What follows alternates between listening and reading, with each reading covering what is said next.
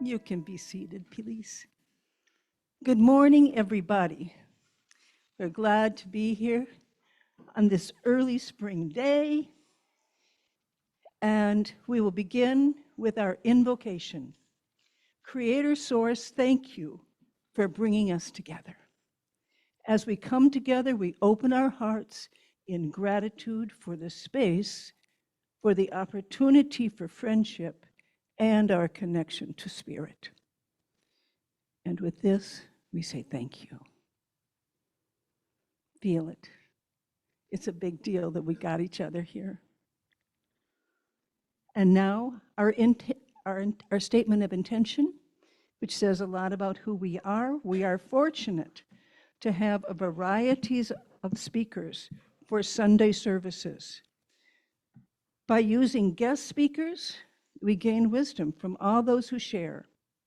This is a church where we can worship the God of our own understanding, a place to experience joy and be uplifted, a place where we can gain strength and inspiration to share with all we meet throughout the coming week. We invite you to join all of us in our circle of care to nourish our gifts and our spirit and to enjoy the company together. Blessed be. We're going to sing again now, number 6. One of the ones that's becoming a real familiar for us. Morning has broken. Please stand.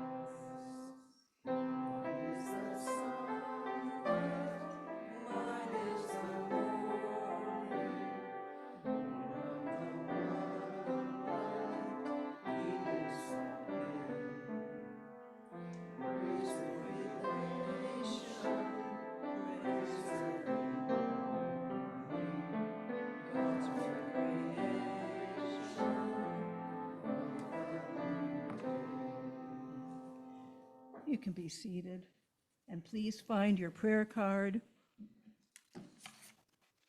That looks like a laminate in different shapes. And we are going to read our principles together on the half page that's coming along into our next version of our prayer card. But we will begin together to read together, we believe.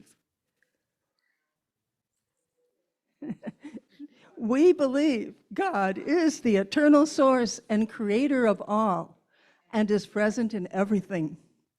Our eternal soul, endowed with free will, grows through many lifetimes. Communication occurs between the physical and spiritual worlds. Prayer and meditation strengthen our connection to the divine. All healing comes from Source. Seeking this for ourselves and compassion for others' suffering is the highest priority. Because we are all one, what we do unto others, we do unto ourselves. The choice of love is always open for every soul. Living these principles leads us to grow in divine love. Thank you. Now we will turn to the prayer card for our affirmation, our church affirmation. And again, we'll read together. We totally accept the belief that God is in charge of the affairs and direction of Lake Superior Interfaith Community Church. We know that as our thoughts of trust and joyful anticipation join in harmony with the thoughts of all members of this fellowship, we attract the right ministerial leadership to our spiritual community, and we are grateful. Thank you. We have each other, our community here, to be grateful. Now, my people, I'm going to turn to the announcements, a fairly new addition to our service. And I have a list. The first thing is that I want to introduce our church to all the listeners out of this room that might be on Zoom, that might see us on YouTube. We are a church that is led by a board of trustees. My name is Carolyn Sheets. I'm the president of an amazing group of 8 of us. 5 of us are voting members. 3 of us are extended members that bring history and thinking out loud together with us. We are so grateful to be able to be the ones who are here with the opportunity to lead the renewal of our church. I'm so grateful we voted for this together. And I will say that on that note, we are considering, actually, I am considering, the board will have our meeting next week, having another community meeting as updating you on all the changes that we are foreseeing and that we have accomplished this past year. It'll be the halfway mark between our services and between in our year. I also want to say that our speaker today has driven down from Hibbing, and his name is Cory Kolodji, and we are grateful that he's here. And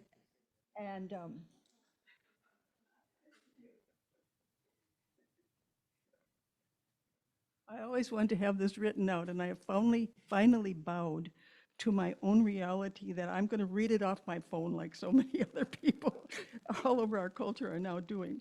I want to read you the short and witty and delightful introduction to himself that Cory sent us. That's on the website.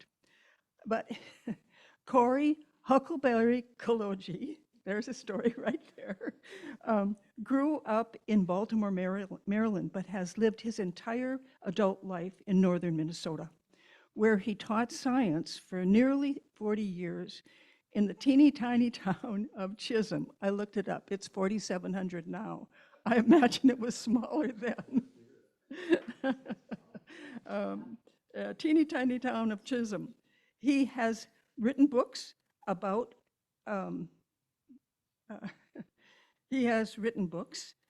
some of his adventures, including last one to Katahdin Winds, about hiking the Appalachian Trail, and the adventures of Chuck Finn and Huckleberry Godfrey about paddling the entire Mississippi River. It's a delight to have you here. Thank you. The name of his talk for us today is A Reluctant Atheist. It's going to be a great ride. And going on with my announcements here. I also want to announce that our tech team, two men alternate for us. Today it's Andrew Marzuski. Other times it's Steve Plaza, who is one of our extended members on our board. I want to acknowledge our secretary, who is Sue, who's served many boards for us as our secretary. She's awesome. Laura Whitney is on our board, and she's going to lead our meditation today, our healing meditation. And Carol Carey, the most prominent person up here besides me, is our pianist, and she has done for just, I don't know, long time. And so we are grateful that we are here together. And I want to say that also one of our members, Michael Anderson, who has another job singing in a different church, he won't get here till about 11, but for our second song after the talk, Michael's going to lead us in a song where we sing the verses and where we sing the chorus, and it's The River by Bill Staines. So there's that piece. That's a beautiful thing. Next week, our Spirit Connection happens again, our monthly Spirit Connection, where we have Barbara with channeling, and we have Emily Christensen doing the mediumship.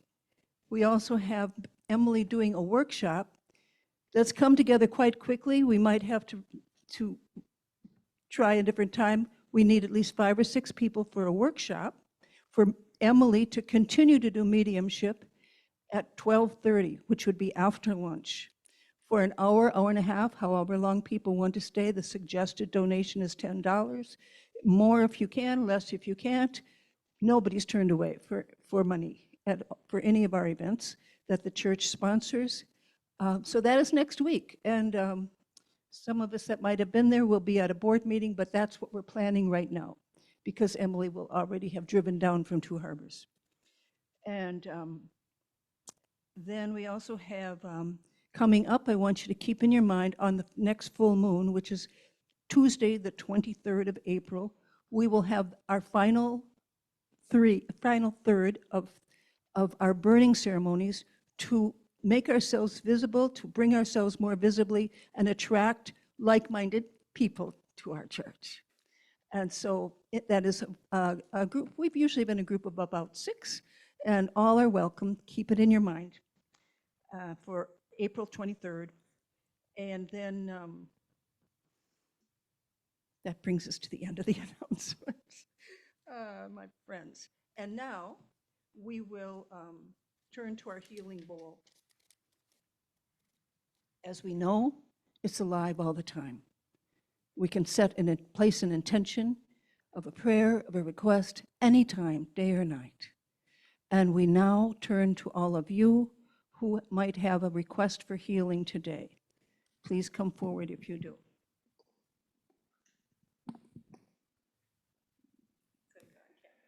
All right. Continued prayers for my sister Molly, who is going through her chemo journey. She marked the halfway point just a little while ago, so she's still continuing on that journey. She's got good spirits, but she always could use some good prayers. Thank you. Anybody else?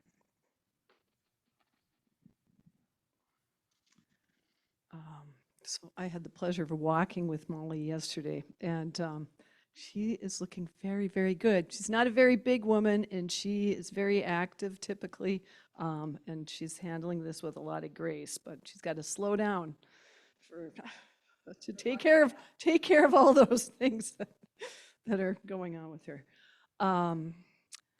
Continued prayers for Sarah Paginen and her cancer situation. And a friend of ours whose name is Jose, who has kind of a chronic condition for a while, that he managed that well during a challenging time. For Jerry Quacco and Jean today, and Jean's sister. And anybody else? Jerry's just not feeling very well today, so Jean asked for prayers for him today. And I think there's more prayers coming from Denise, and also I see from Kate. Thank you. Hi, I just wanted to thank everyone here for all of the prayers that they sent to my grandson Jackson, who was severely injured. Is this on? Okay. Okay, I am. I don't talk very loud, but I'll try. He went back on Wednesday for his first checkup down at Children's Hospital, and it's amazing. I'm just going to read you the text from his mom that she sent after his appointment was over. Just got back from Jackson's appointment, and it went great. 3 exclamation points. He's healing phenomenally and ahead of schedule. X-rays were perfect. He will start physical therapy in 3 weeks and will get to lose his bulky brace in 3 weeks also. The doctor said he should be back to full-on sports in 3 months.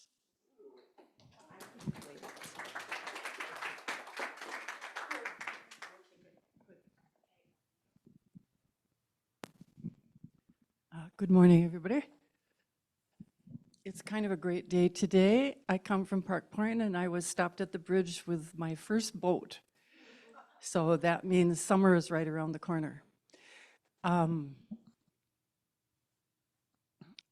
Dear friend Catherine she lives in Wisconsin, and a nephew of hers, this is her brother's child, decided to leave this earth. Very, very young man. And so I'm asking for prayers first for his transition, help him transition into the light, but also, of course, for Catherine and her extended family during this time. Thank you. Continued prayers for Barbara Bentz and the loss of her son. I talked to Connie Sharp-Carter a few days ago, and Connie said that Barb called her and she was crying so hard. Connie had no idea who she was even listening to for a while. So she really needs the support of, just please keep sending her energy, because, it's just, her whole life has been this child of hers and what she's been through, and now watched he's dead. So thank you for keeping her in your prayers. Okay. And Barbara is a longtime member of our community. And I have one more prayer for Don DeWitt. He got laid back with a pretty strong infection, and he is still feeling not at all full energy. So let's send him some holding, lifting him up, and hoping that all his healing goes well.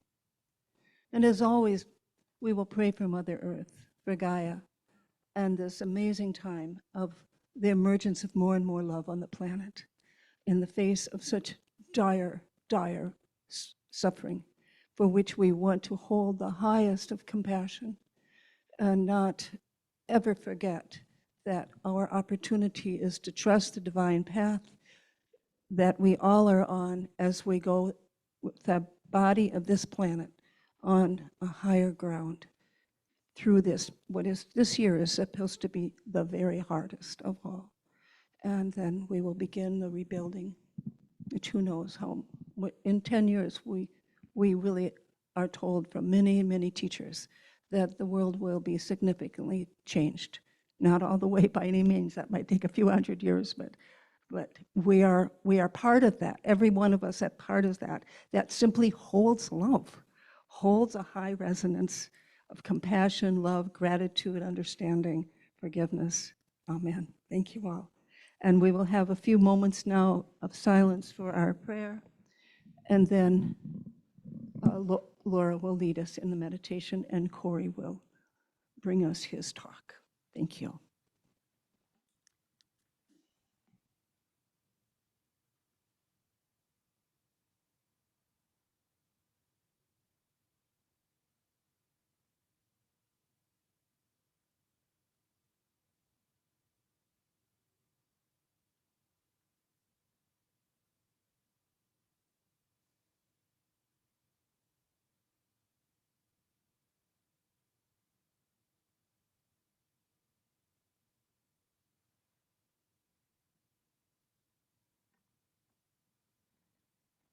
Namaste. Blessed be.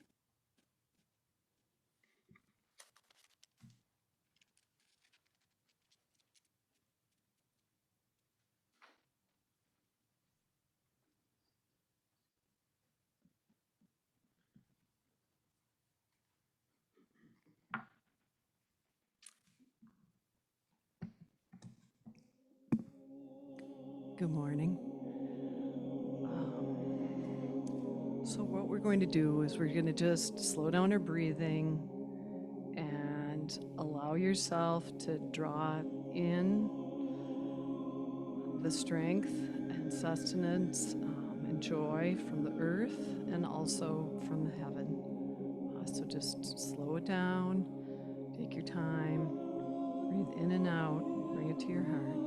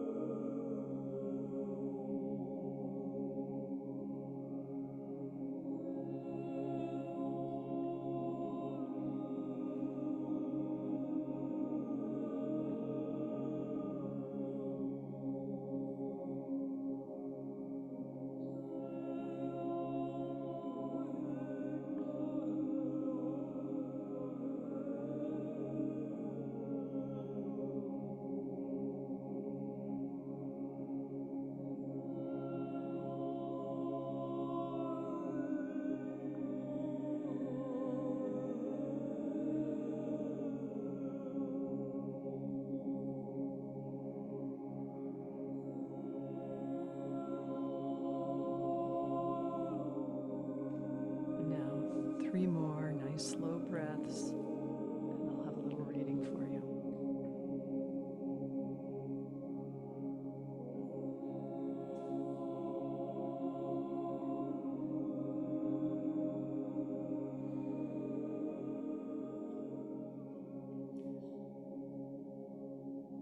From a book called God Calling, never doubt, have no fear.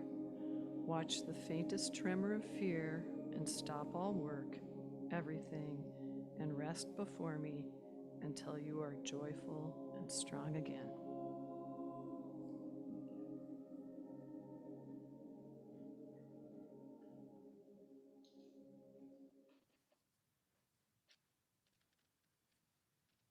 Well, that's my cue.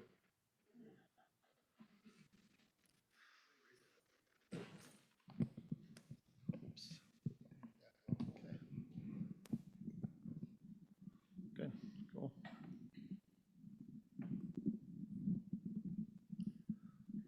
All righty then. Yeah, this is pretty hot.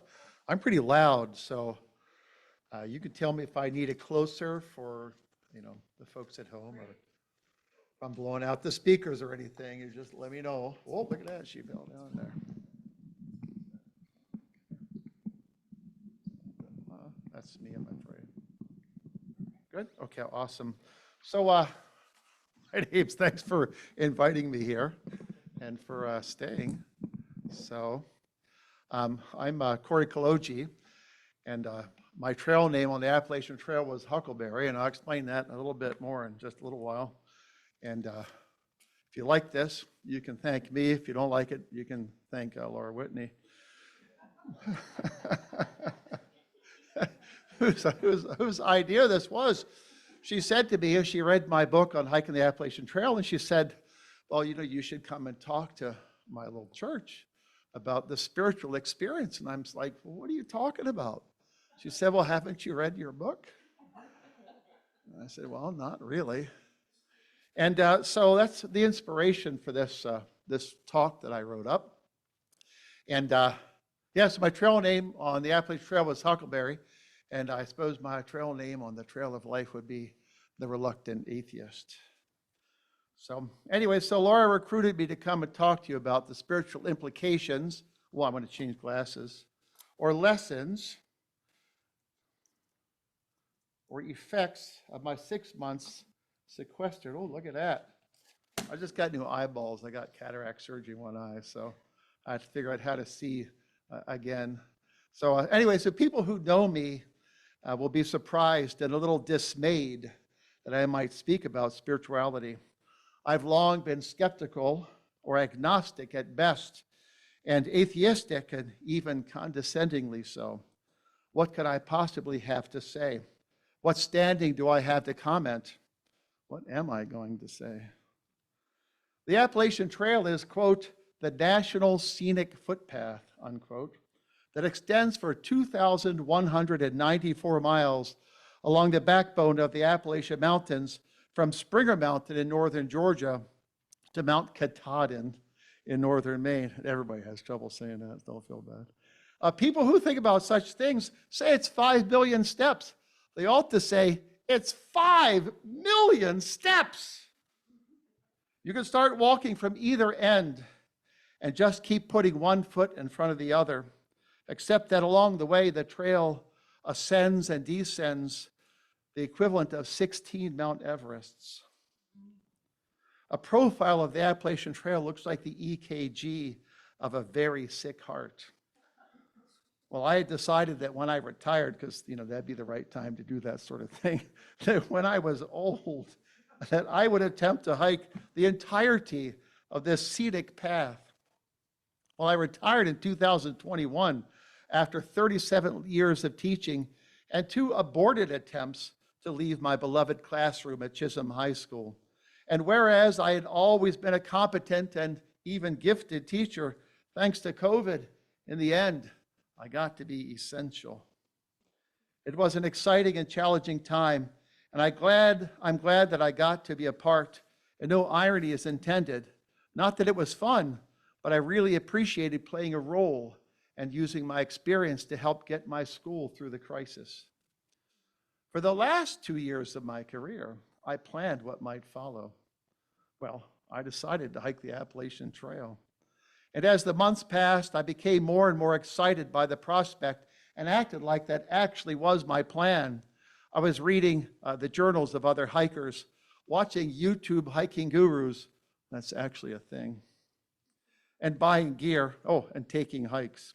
My family didn't quite believe me until January 1st, 2022, when I announced my start date. My wife said, "You're really going?"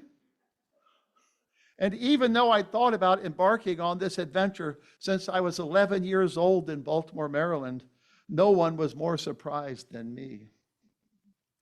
In 1978, I canoed the entire Mississippi River with Chuck Pease. That's Charles Talmadge Pease III from Kansas.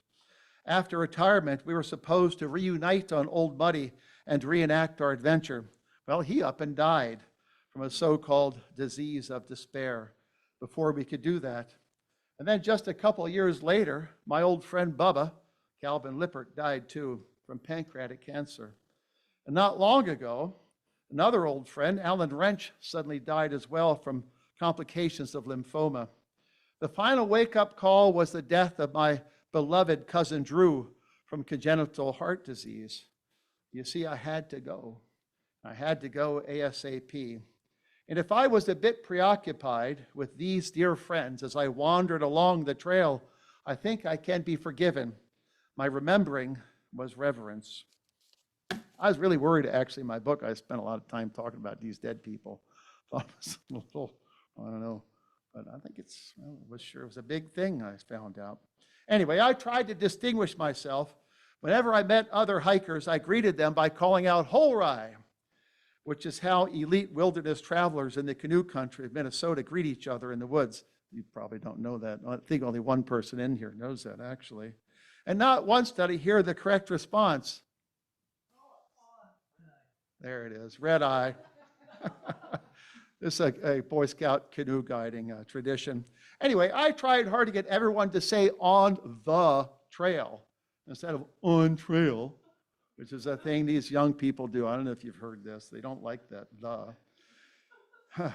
And I tried to get folks to refer to the far out navigation app as the Oracle. I really did too. And both efforts failed. Early on, actually the first night, hikers asked if I'd through hiked anything. I mean, look at me. I looked like I must have done something.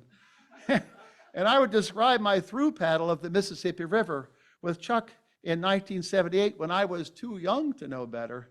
And folks said, "Wow, just like Huckleberry Finn." And so I became known as Huckleberry Min. Anyway, the legend was born. This is from the first entry in my journal. I had hiked 12 whole miles. I'm still ambivalent about my motivation for being here. It's the first day.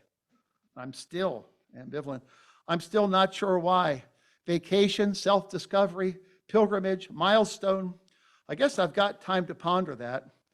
I know a big reason is simply because I can. I've got the health and the wealth and time with surprisingly few obligations right now. This season might be my only window for such a crazy project. I surely don't know what I'm getting into, and that was true. 5 or 4 months of hiking? I'm sure I'll spend a lot of time imagining my yard and tomatoes and easy chair while I sweat along. To paraphrase Shakespeare, what man would a backpack bear to grunt and strain under a weary load when he his own quietus could make with but a homegrown tomato? I didn't have a homegrown tomato all summer, not one. My faith journey began long before the AT and included forays into and out of atheism, several conversions or near conversions. I was raised as a Unitarian. The KKK would burn a question mark in our yard. I love that joke. Anyway, I was raised a Unitarian, which is to say I received no spiritual guidance or religious education. But this isn't completely true. I remember Sunday school classes and lessons on Bible stories.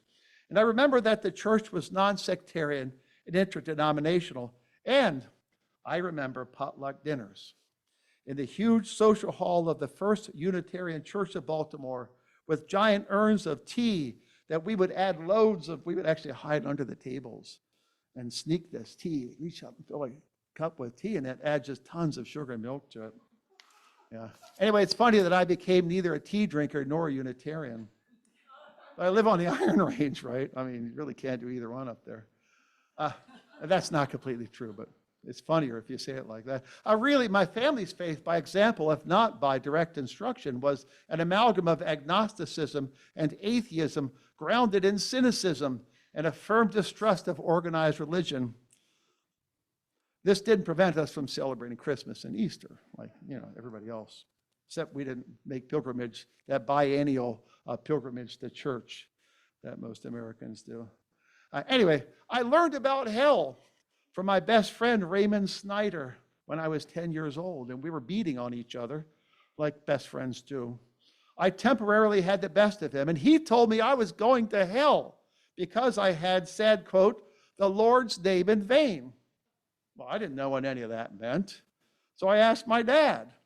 The result of my spiritual inquiry was a brief family involvement in an affluent Episcopal church, the one my dad had gone to when he was a boy, where I discovered that between church and Sunday school, the real Christian kids went shoplifting.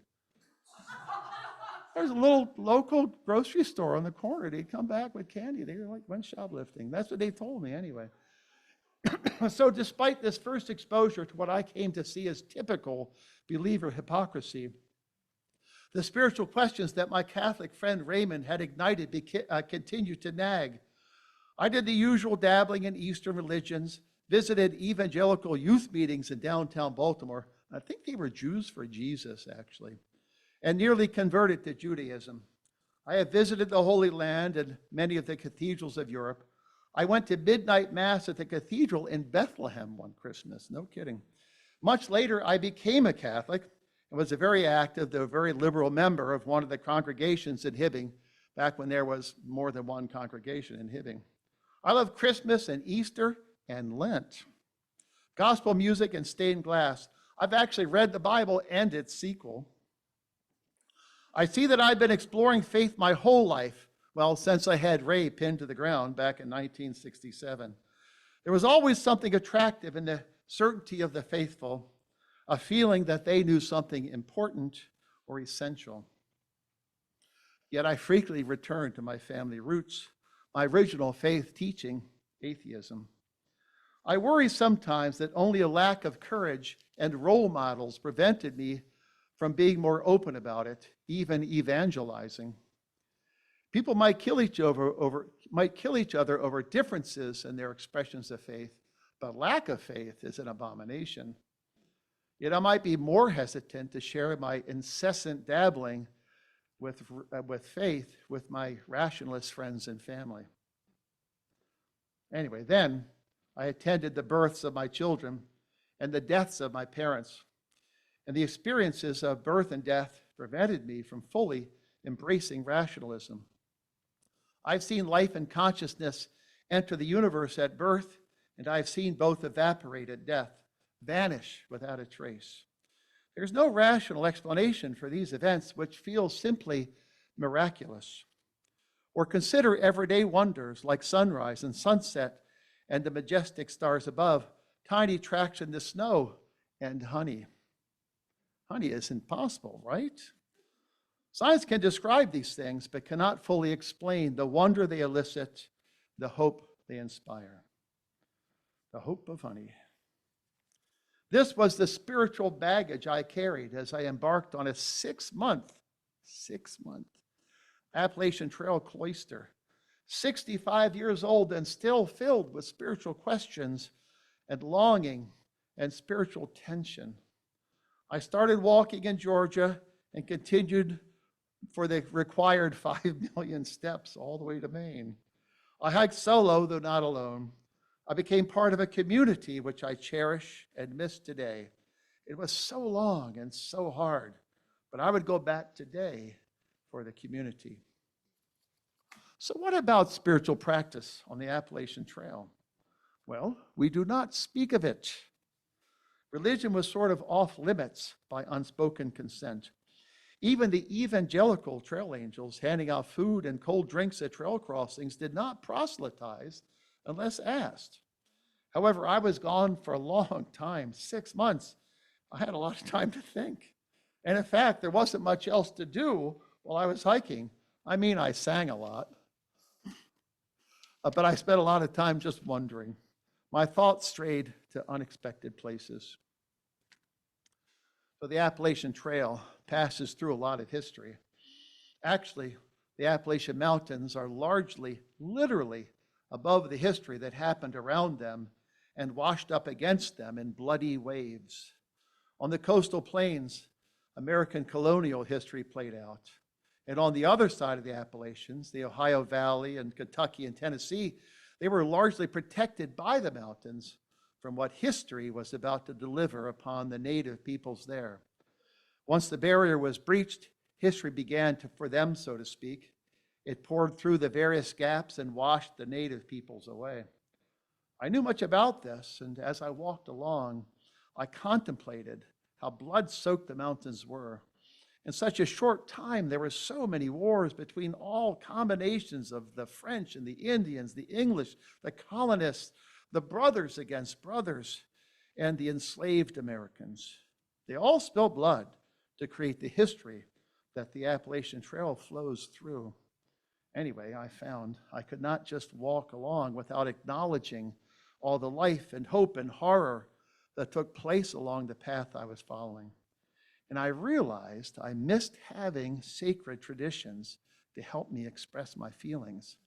The sign of the cross, burning sweetgrass or sage, prayers of thanksgiving and forgiveness and grief, ways to express what words cannot. It was not enough to know. I am of an age. I know a lot of dead people. I don't know more dead people than live people, not yet. But I know a lot of people who are no longer with us, and some I had fully expected to be with me on adventures like that. Some of my dead departed quite recently. Their absence is fresh, the loss keen. And it turns out, when you are undistracted by all of the noise that accompanies modern life, you are able to pay attention to thoughts about people you have known, but that you cannot be with anymore. Well, I came to purposely spend time thinking of and remembering my dearly departed, along with all the other dead, not my own, who had impacted, guided, or influenced my life. People like John Prine and Nancy Griffith, Bobby and John Kennedy, Desmond Tutu and Nelson Mandela, Martin Luther King and George Floyd. I found myself, in essence, just like a good Catholic, praying for the dead. And it brought me satisfaction and consolation. Well, it was a short leap from there to think about the living. And so I did that too. I regularly spent time, it was like a discipline, thinking about what I called my web of life, all of the living whose lives I touch or who are connected by gossamer strands that can be stretched but almost never break, stretched by time, by distance, by resentment, by failure. In camp, I actually made a drawing of this web. I really did. I made a drawing. Oh, I made lists of the living and dead people that I knew. These activities occupied my mind frequently as I hiked along, generally alone, without headphones because, you got to conserve battery. Forced into a unique situation, seclusion in silence that allowed in the voices that are usually drowned out by NPR and music. So I wrote this memoir, recounting my 2,194-mile sojourn on the Appalachian Trail, and much to my surprise, and thanks to the observations of Laura Whitney, there are numerous descriptions of my spiritual explorations and practices. I did not think I was on a quest or a pilgrimage. Perhaps I was wrong. This is from the afterword of my account of hiking the AT. Spiritually, I've never felt more connected in my life. I discovered that I reside in a vast web of interrelation composed of all my family and friends, living and dead, other unmet humans striving to make the world better, and the natural world all around me.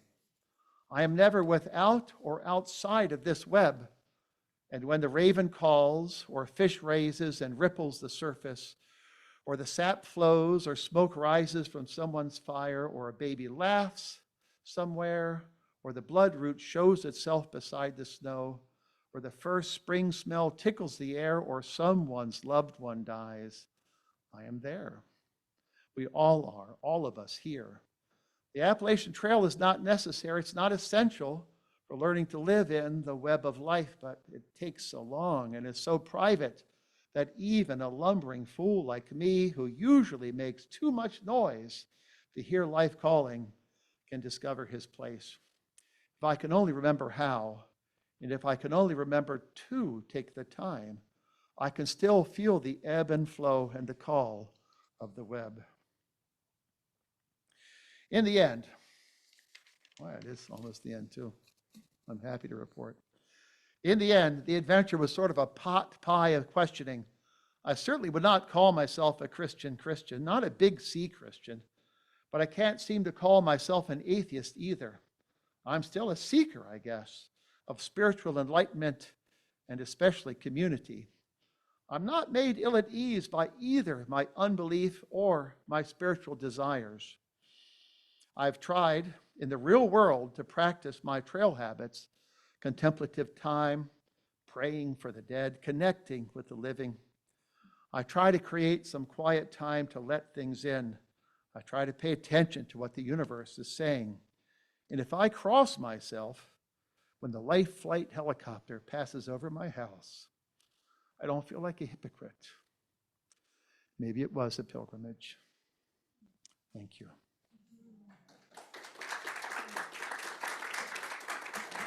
Oh.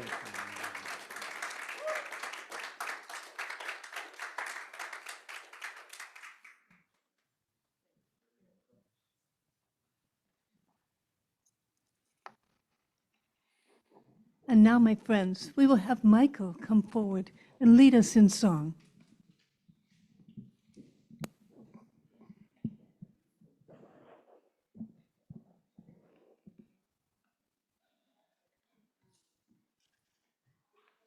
Well, Cory, it's nice to meet you. The feeling I have is we should have met a long time ago, but we can talk about that later on. Not yet. Thank goodness we're techies.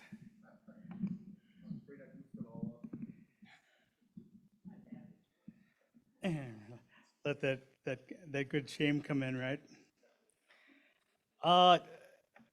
You know, if I may say, Cory talks about being the metaphor of being on the trail, and that metaphor that we're all on the trail of, in that experience that we have, that reflection, gathering all the stuff that's in the mind that ruminates, and all of a sudden we have an opportunity to gain some perspective. Okay, Bill Staines did something similar to that. I think you all know the song. We've done it here before, but he talks about the river. He talks about being in the flow of the river and how that works. The last time we did this, I had these little things to hand out to everybody so they could sing along. And I hope either you remember or you can mumble the words or just go into the watermelon thing, okay? But that part of it goes, river, take me along in your sunshine, sing me your song ever moving and winding and free. You rolling old river, you changing old river, let you and me river run down to the sea. You remember that one? Okay, let's try that one time. River, take me along in your sunshine, sing me your song ever moving and winding and free. You rolling old river, you changing old river, let you and me river run down to the sea. I was born in the path of the winter wind and raised where the mountains are old. Their springtime waters come dancing down, and I remember the tales they told. The whistling ways of my younger days too quickly have faded on by, but all of them memories linger on, like the light in a fading sky. Here we go again. River, take me along in your sunshine, sing me your song ever moving and winding and free. You rolling old river, you changing old river, let you and me river run down to the sea. I've been to the city and back again. I've been moved by some things that I've learned. Met a lot of good people and I've called them friends. Felt the change when the seasons turned. I've heard all the songs that the children sing and listened to love's melodies. I'd felt my own music within me rise like the wind in the autumn leaves. River, take me along in your sunshine, sing me your song ever moving and winding and free. You rolling old river, you changing old river, let you and me river run down to the sea. Some days when the flowers are blooming still, some days when the grass is still green, my rolling waters will round the bend and flow into the open sea. So here's to the rainbow that's followed me here, and here's to the friends that I know, and here's to the song that's within me still. I will sing it wherever I go. River, take me along in your sunshine. Sing me your song ever moving and winding and free. You rolling old river, you changing old river, let you and me, river, run down to the sea.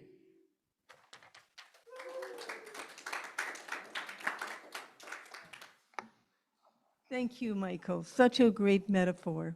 And now, my friends, we'll have our offering.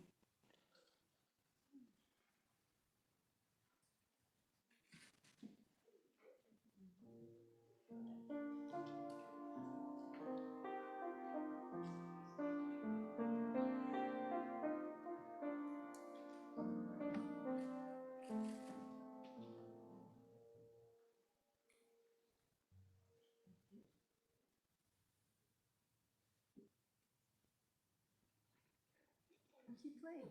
Keep playing. We like the music. Thank you. Thank you. Takes a village.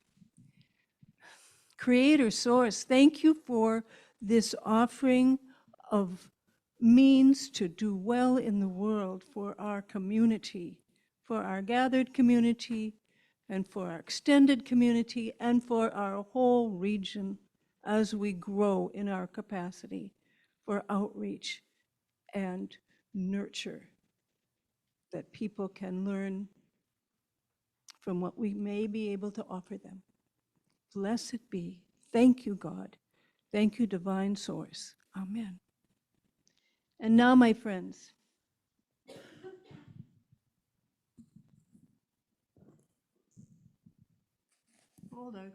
hold our gratitude in our hearts, a willingness to be part of this time on earth, and I will bring us our benediction. It's one of the ones we use. This one's from Gary Bohlauer, the last stanza of one of his poems called The Circle. Give us this day our daily journey, the steps that take us into the world and bring us back home. The lure of adventure and comfort of rest, round and round in the holy pattern of heaven and flesh. Blessed be. Let's gather in our circle. Bring the prayer card if you want to look at the words. We've changed a few. And you can step them. Just a little music.